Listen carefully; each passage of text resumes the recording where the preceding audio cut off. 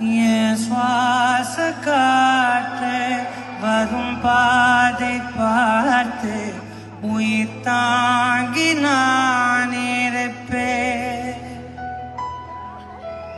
மலர் கொண்ட பெண்மை வாராமல் போனால் மலை மீது தீ குளிப்பே.